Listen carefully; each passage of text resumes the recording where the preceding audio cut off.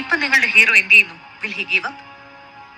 മുറിവേറ്റ സിംഹത്തിന്റെ ശ്വാസം ഗർജനത്തെക്കാൾ ഭയങ്കരമായിരുന്നു.